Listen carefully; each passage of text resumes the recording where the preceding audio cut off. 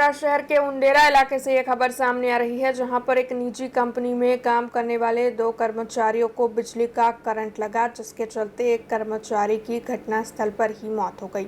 इस पूरे मामले में जो जानकारी मिल रही है उसके मुताबिक उंडेरा इलाके में जियो पेट्रोल पंप के पास एक निजी कंपनी मौजूद है, जहां पर काम करने वाले 2 कर्मचारी सीढ़ी लेकर कंपनी के अंदर जा रहे थे। तब सीढ़ी को बिजली का तार छू गया, जिसके चलते बिजली का करंट लगने की वजह से एक कर्मचारी की घटनास्थल पर ही मौत हो गई, जबकि अन्य एक कर्मचारी को अस्पताल इलाज के लिए ले जाया गया। आपको बता दें कि पुलिस के अधिकारी और दमकल की टीम मौके पर पहुंच गई थी। મને જે માહિતી મળી કે 2 જણા ઇલેક્ટ્રિક કરંટ લાગવાથી શોક લાગવાથી અકસ્માત થયેલો છે, તો અહીંયા આવતા મને જે મારા લાઇન સ્ટાફે જણાવ્યા એ પ્રમાણે જે આ છોકરાઓ 2 છોકરાઓ જે પ્રાઇવેટ અન્ય કંપનીના કોન્ટ્રાક્ટરના માણસો હશે અને એ લોકો પોતાની રીતે અહીંયા એમનો ગેટ ખોલી અને સીડી હાઇટેડ સીડી છે એ લઈ અને લાઇન નીચેથી પસાર થતા હતા। એ દરમિયાન એ જે સીડી છે એ ઉપર ટચ થઈ ગયેલી જણાય છે અને એના કારણે બંનેને ઇલેક્ટ્રિક કરંટ ભારે લાગેલો છે। કેટલા જણ ગંભીર છે અને કેટલા?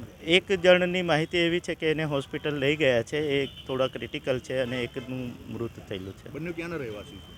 પ્રાથમિક અમને જાણકારી જે અહીંયા લોકલ માણસ જે એમના સાથે હતા એમને જાણકારી આપી છે કે બિહાર સાઈડના છે। સાહેબ, કોન્ટ્રાક્ટર વિરુદ્ધ જે આ રીતની કામગીરી કરવામાં છે એમના સેફટીના સાધનો આપવામાં નથી આવતા?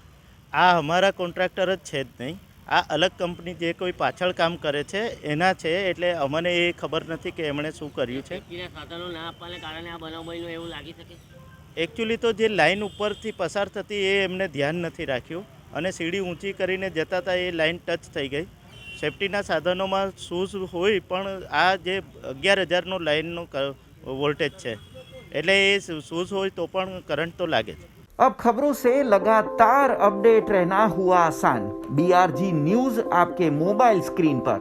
आज ही BRG न्यूज की mobile app Google play store और ऐप स्टोर से डाउनलोड करें और खबरों से लगातार जुड़े रहें।